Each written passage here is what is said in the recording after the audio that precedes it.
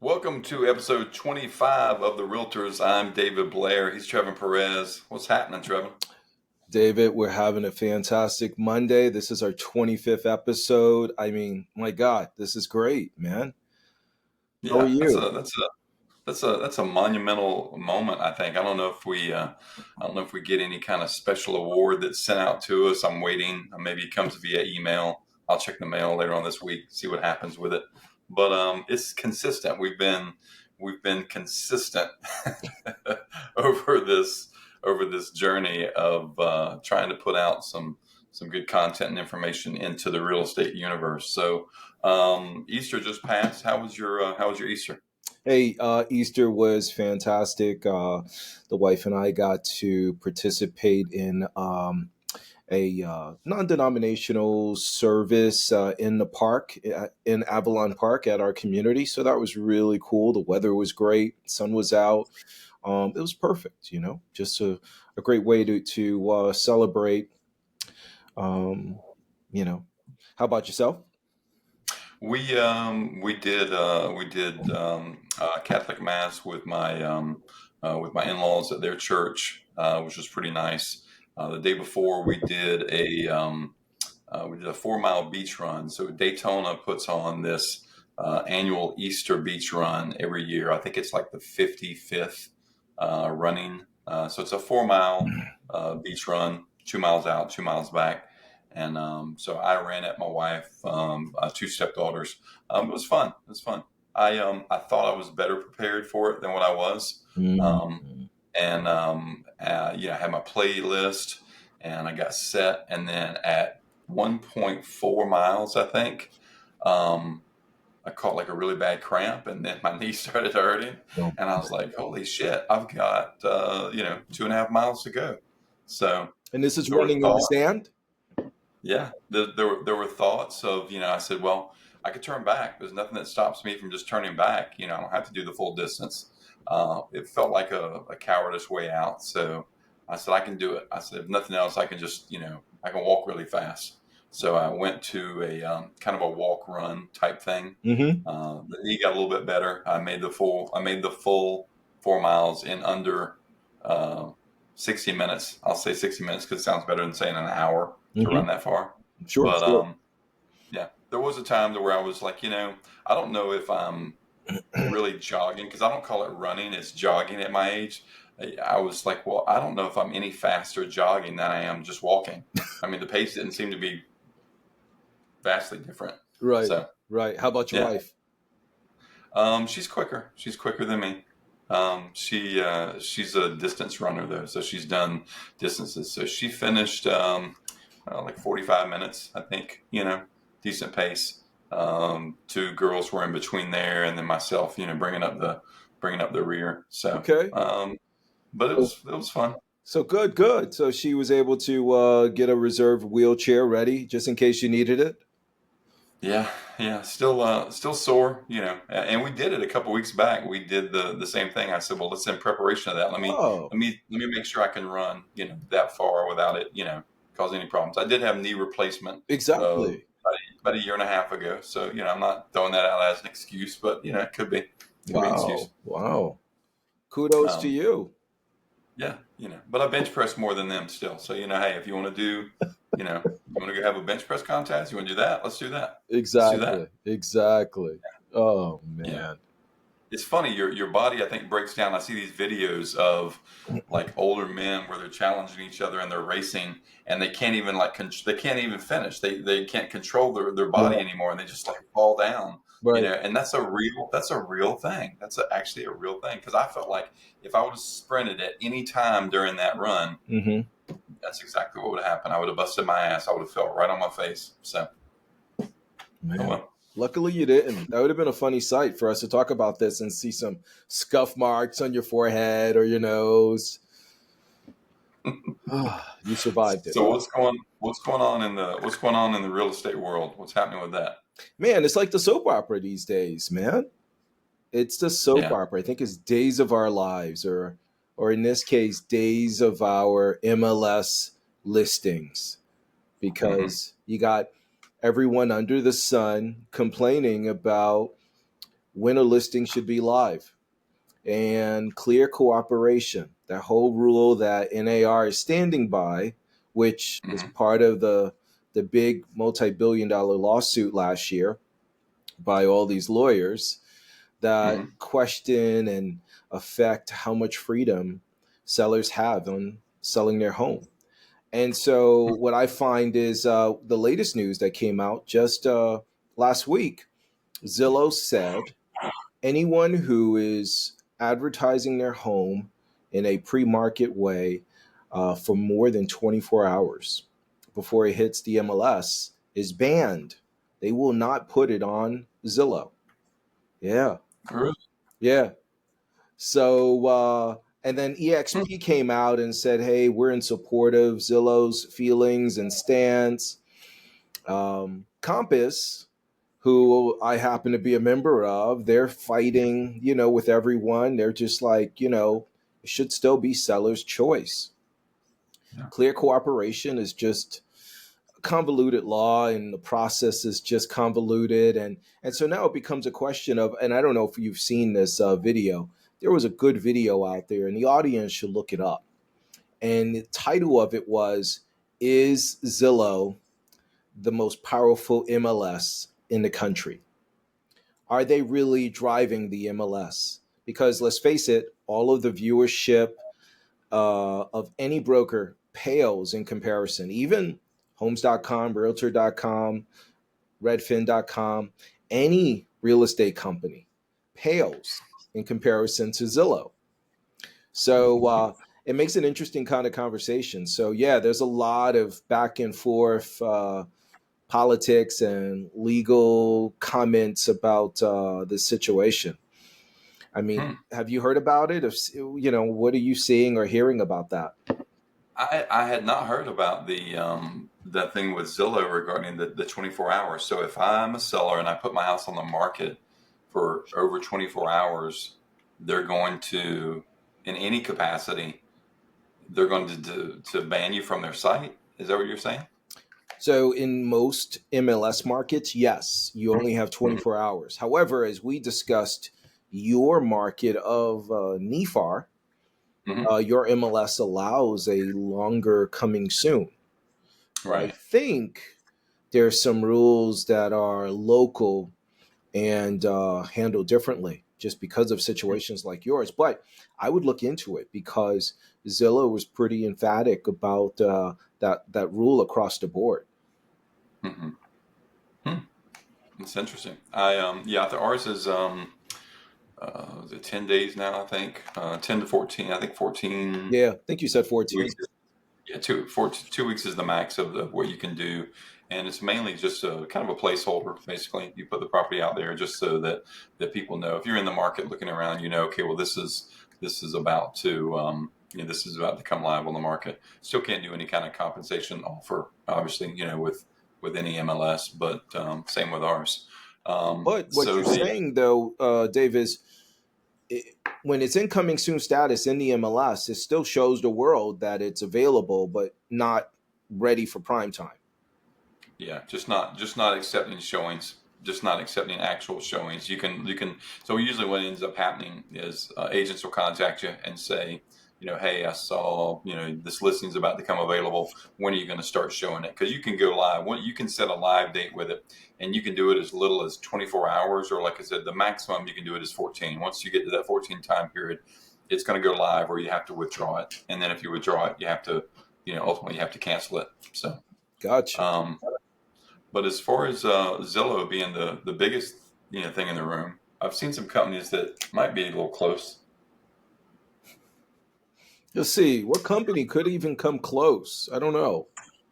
I don't know. I'm trying to think. So many things. So many things. I'm trying to think. Trying to think. So I made some changes in the last couple of weeks. You made That changes. Yeah, I've made some changes. I'm changed to a different brew.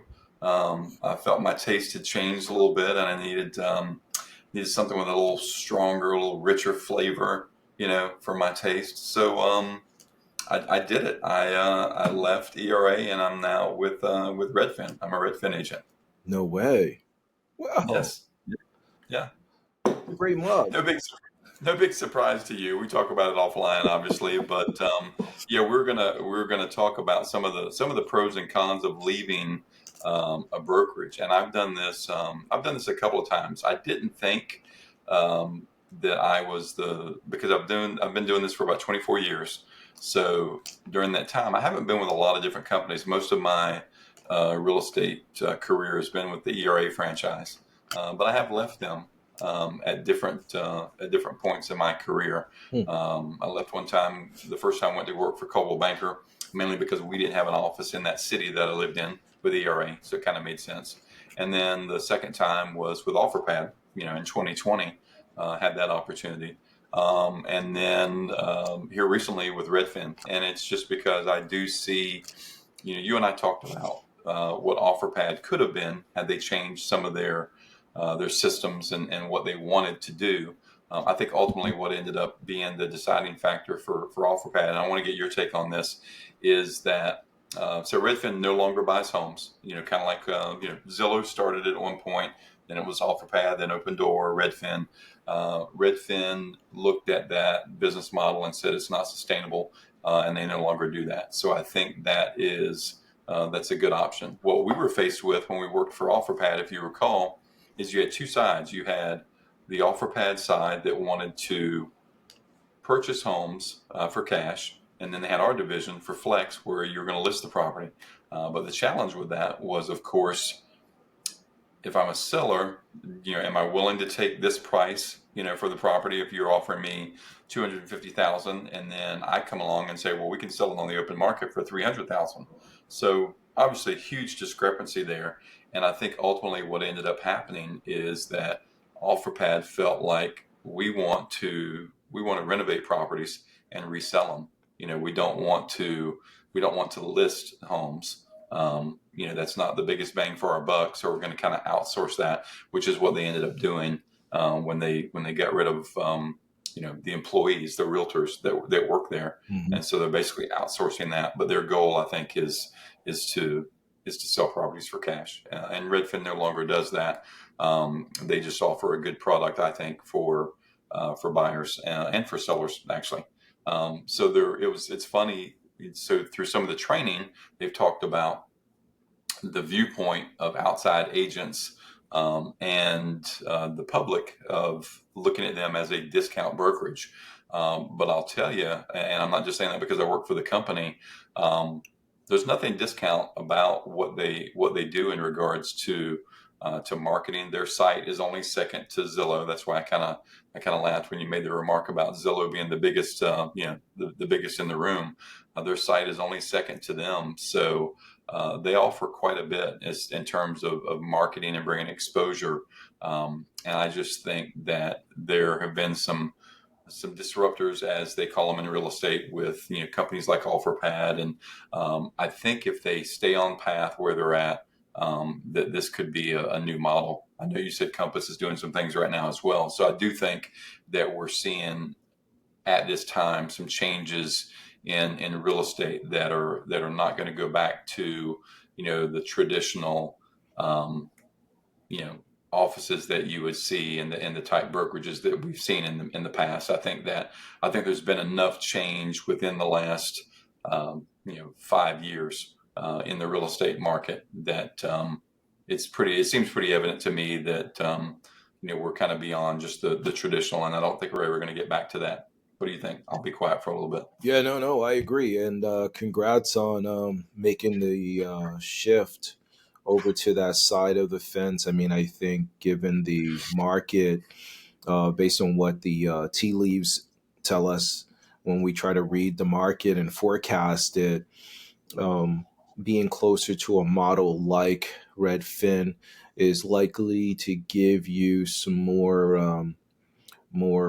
opportunities, right? With um, less of the extra marketing costs and other tools that we battle through in our Yeah. world.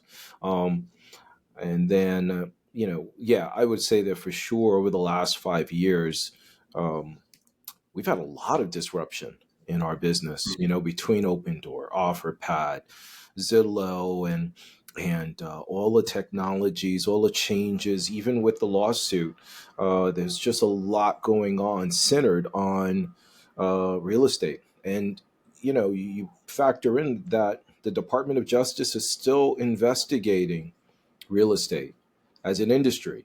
We're the only Mm-hmm. trade organization in the world of the United States who has a requirement to be a member. Mm-hmm. You could be a doctor, a lawyer, and you don't have to be a member of those trade organizations like you do with real estate. So it would be interesting to see what shakes out in all of this. Um, but I think what's really cool too with Redfin was around the time of your decision, Rocket acquired them. So that made it even more interesting. Like, wow, okay, they're really putting some serious bucks behind the organization. Mm-hmm. Yeah, and that was that was that was a deciding factor. I think that probably put it on my radar. We were talking about that in shows, and then I um, met with a recruiter through their company, and then ultimately a director, and kind of went through their interview process because it is a W-2 position. It's still commissioned at the end of the day. It's just structured a little bit differently. So there are some benefits of having like an employer. So it's a different format. I think they'll. I think if they stay on the path that they're currently on, I think they're going to do well. And like you and I've talked about, it's really just real estate is just about that. I mean, we can know hundreds and thousands of people, but you can't always without paying some type of fee. Whether it's lead generation or something along those lines, you can't always get in front of the right people. So I think with real estate brokerages, that's really what it's about. Is that's what realtors want to do. Is they want to be able to get in front of buyers and sellers, and it's difficult to do that. Sometimes just simply through your circle of influence or people. That's how this business was started years ago. Of contact your friends, your family. We've talked about that. I don't want to do business with friends or family anymore. I just don't. I just don't. It's and no offense towards any of my family or friends, but you know who you are. You know how difficult you are. You know. So, so that's a real thing of how challenging that can be. Sometimes. So I think that in 2020, because of the change that we had in real estate with COVID, and there was a lot of real estate transactions that were done just like we're doing right now via Zoom, and you weren't in person, and it wasn't that in person meeting. I think it kind of showed the industry, well, you can do some things without being the traveling vacuum salesman with your suitcase and your gear to where you have to go in the house and do presentations. You still have to do that. You still have to see the house because ultimately that's what you're selling. But I do think that you can accomplish quite a bit. And that's what people are into. People are into speed and efficiency. So I think that's what a lot of these newer companies can do, is that it's very quick, it's very efficient, and it's not this grand gesture of setting up an appointment, down the week, and then you have to come out and we have to talk about this thing for a couple of hours. People want it, people want it now. They want it quickly. And I think with, both of us have really good experience in real estate. So I think when you couple the technology and you can kind of harness that along with meeting the right people that are looking to transact, either sell property or buy property, I think it's a win-win. Yeah. So, so one thing I wanted to talk to you about and get your opinion on is there's a loss in that. So there's pros and cons to everything. So leaving a brokerage, I've left a brokerage 3 times now, and I wanted to kind of get your experience. I think you've left a couple. You left OfferPad, and then a company prior to that. So what's we know the benefit. The benefit obviously is that you feel you're making a change to benefit you and your business. So that's the positive of it usually.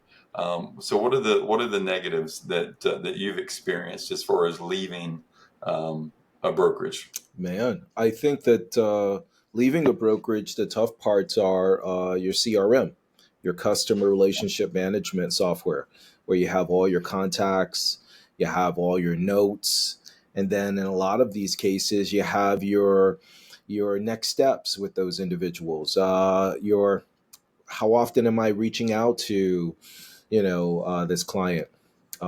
What's my next step when I reach out to that client? Like all that level of detail when you switch to a new broker and you get new software and the environments Hmm. are very different. The data doesn't plug in the same way. You end up starting over and you're kind of going by memory. And Hmm. so when you should be living out of your CRM as your daily Bible, now it's like, oh my God, I got to clean this data up. I don't know where I stand with that guy or this lady, where they're at in the process.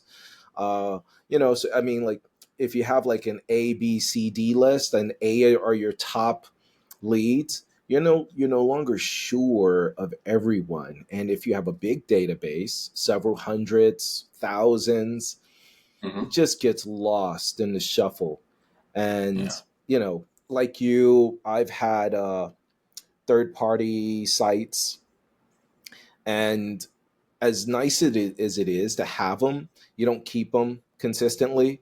And like you, I've moved around a little bit. And so Hmm. like I find that just the worst part about leaving is the consistency in your flow, your day-to-day business activities, and your cadence with customers. Yeah. Not to mention, on top of that, the marketing. The marketing suffers too because now everything changes, except for our podcast. Yeah. Our podcast Stay the stays the same. same. It just is what it is, which is kind of neat.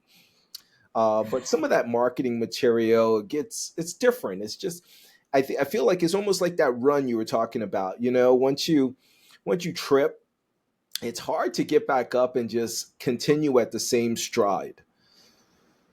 You know. Well, I didn't actually trip on the run. I don't remember saying that I tripped on the run. I just said I was tired and my knee was hurting. So, there's a difference. So just full disclosure, I didn't trip or didn't fall down on the run.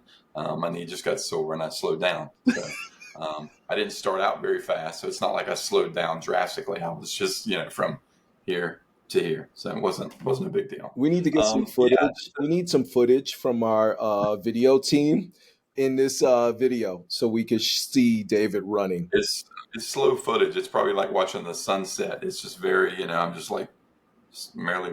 And the thing of it is, though, I go back on this topic in a moment. But the thing of it is that sometimes you feel like myself. I'm like, man, I feel like I'm really running fast right now. And then I see it on video, and it's not fast at all. Yeah. It's really slow.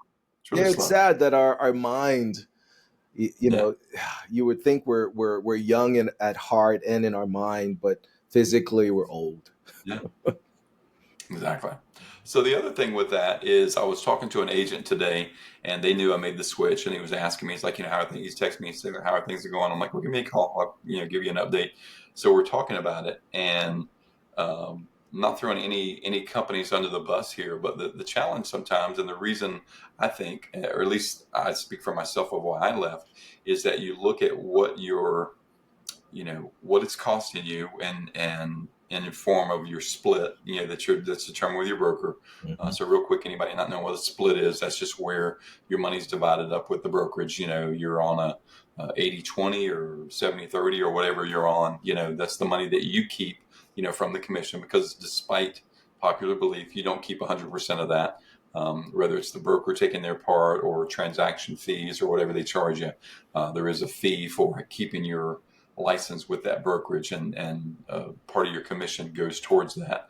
But I think ultimately for me, it was just what I was getting. And I think I'm at a point to where technology is so good right now that it should be really fluid and it should be really easy to do simple things like market your property, market yourself, those sort of things. I don't want to. I'm a real estate agent. I sell properties. I don't want to be a web designer. I don't want to go down that rabbit hole to where you're taking so much of your time away from actual individual meetings with buyers and sellers, and now you're trying to handle marketing of of your property, creating ads and various things like that. So I think your companies need to have a really good really good support system to where they can kind of help you with that, because ultimately you want to go out and you want to make deals. That's what you want to do. You want to help customers make deals and not get into the minutia of trying to recreate what your job title is. I know we do this for content, and we kind of joke about it of what you have to do as realtors right now, but we do this for I think for the biggest reason is to educate and to put content out there, and to just kind of show what our voice is, and that we have experience in our market, and for quite a few years now. So just kind of putting that out there, and you do need to let customers know you're active in the business. You're not doing this as a hobby. This isn't a hobby or a weekend thing for either one of us. We're full-time agents in this. So I'll get off my soapbox, but that's what I think. The other negative, I guess, could be feelings get hurt sometimes. You leave a brokerage, and you work with people for several years, and you like them on a personal level, you like them on a professional level, but just sometimes the goals don't align of what you're looking for, and I guess what that company's looking for. So it's really no hard feelings on my end. I love all the guys that I've worked with in the past, but just on to new things. Wow. Love is a big word.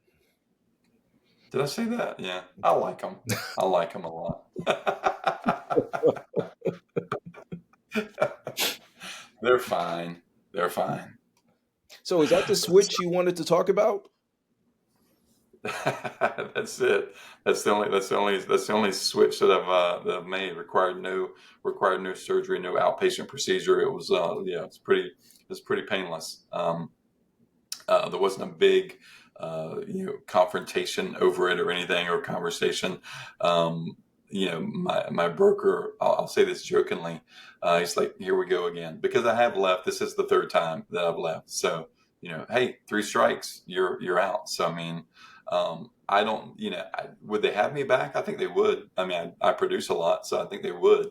But at the same time, I know what I've got with them, and I know kind of where I'm at and what I want to concentrate on. And it's just we're just going down different paths. So it's a professional uncoupling, I guess is what I'd call it. Oh, Yeah. Yeah. professional uncoupling. You heard it here Yeah. first. Yeah. Yeah. So what else are we talking about here? We're talking about home prices or selling. What's the pace right now? Pretty slow? Pretty well, in particular, new construction.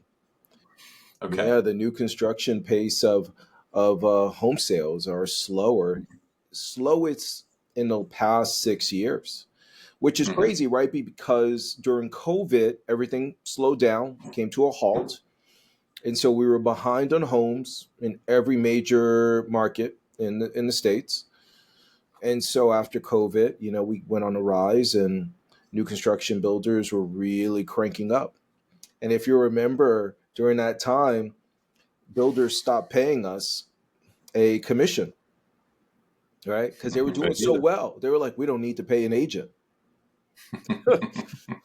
And then those glory days for them ended, and they went back to offering co-oping commission Yeah. to an agent. But yeah, they're sitting on lots of inventory, and they're finding that they have to create financial incentives to get buyers into the houses. And highest, um, the highest or the slowest pace. I'm going to use the correct words as I read this, reference this article from some company named Redfin. I don't think they've been a part Yeah. of our show notes here, but yeah, what a Mhm. coincidence, right? Redfin. Yeah. U.S. homes are selling at slowest pace in 6 years. So, take a look at that article, or in our show notes. You'll see some stats on that. It says the typical home that went under contract in March sat on the market for 47 days. Homes sold over twice that last over sorry, homes sold over twice that fast during the pandemic home buying frenzy, which we could understand during the frenzy of the Yeah. pandemic. It was just crazy, right? People found Mhm. cash to buy homes. It didn't matter. I don't know why it was so crazy, but it was a great time to be in that driver's seat with OfferPad. Yeah, I wonder, I look at different properties and I see some properties you can kind of tell, um, when you first list them, if it's gonna be a long process to get the property sold. Maybe it has some challenges, functional obsolescence, condition. Those things always factor in. I still think it ultimately, I think it just boils down to price. I think everything has a number of what it ultimately will sell for, and I think that's where it's at. I don't think that sellers have come to terms yet with the fact that home prices are adjusting, and have adjusted. Um, Now, when you look at some of the stats, it's a little misleading because some of the stats would indicate that we've only had an adjustment of maybe 1 to 3% as far as the difference in what home prices are selling for, at least within my area. But I think that I think condition is always going to play a huge part, and I think right now condition and price are the two biggest things. As far as marketing, um, a lot of the properties through the measures that we use, whether it's Redfin, Zillow, and I am going to continue to put Redfin ahead of Zillow, at least in my stance, the way I say it. Even though Zillow is a larger company and they have more viewers on their site, so Redfin, Zillow, Trulia, all those companies out there, you get good exposure. So I don't think it's an exposure problem right now. I think it's a pricing problem, and that could be a variety of different things. It could be the state of our economy.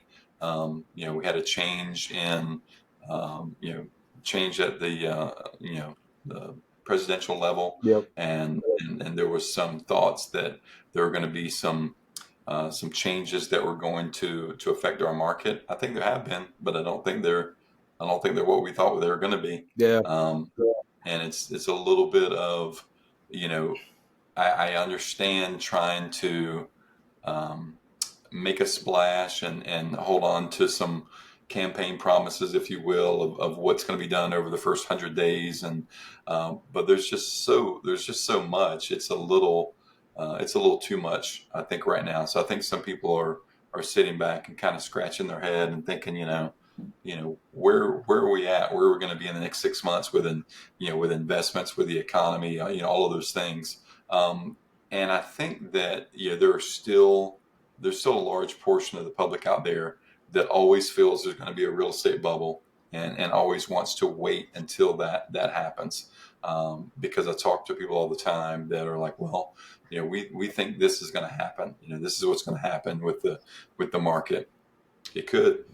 No one has a crystal ball. I mean, if you go back and you look at real estate over a 50-year span, that's what it does. I mean, it goes up and then it goes down. That's just what it does. Over a time period, you have your peak, and then it goes back down, and then it comes right back up again. Yeah. And I think it'll continue to do that. I think we're in. It's and I wish I had the graphic for it. It's the curve. The market peaks and then it starts to go back down, and then at some point it comes up. And a lot of things you don't realize when that happens. It just all of a sudden there's a switch, and properties are selling for more, properties are selling quicker, that sort of thing. But I mean, we haven't been in a buyer's market in how long would you say? It's been a long time. I mean, Yeah, prior to COVID. yeah. I mean, 2016, 17, somewhere in there, maybe Yeah. in that time period. Yeah, but I and mean, even then, mhm, the numbers that we're talking about here, as far as homes selling at slowest pace in 6 years, um, yeah, the numbers were that high going all the way back to 2012. They were higher. You know, hmm um, we were in 2020, we were at 45 days. 21 and hmm 20, we were at 26 days, just simply yeah, because of COVID, right? But then, yeah, 2023, we went up to 44 days. So it's not even a Mm-hmm. shocking thing.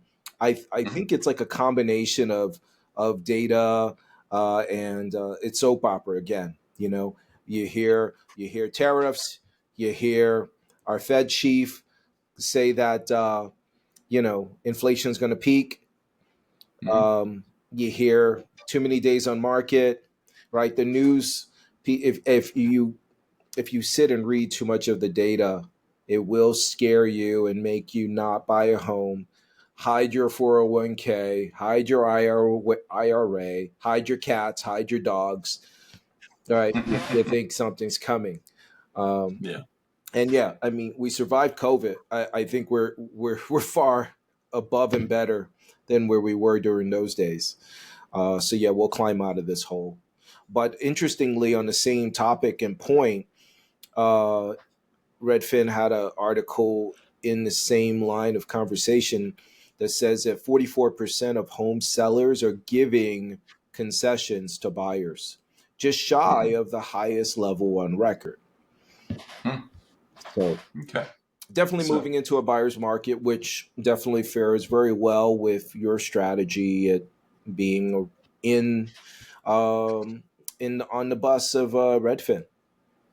yeah, I think well, eh, I mean, there's no, it's simple math too. I mean, if you look at the same home price or more of what you have right now, compared with the 6% rate versus 4 or 5 where it's been, that's a huge adjustment financially as far as making that new mortgage payment. So I don't think prices are going to bottom out to the point to where it's going to equate to the same mortgage payment that you're making at 4 or 5% to where prices are going to go fall to that level. I don't feel, but I do think they're going to adjust. And some of that happens. You mentioned the builders. Some of that happens to the builders. I've got a couple of transactions involved in subdivisions where they're still building, and the builders making adjustments price wise.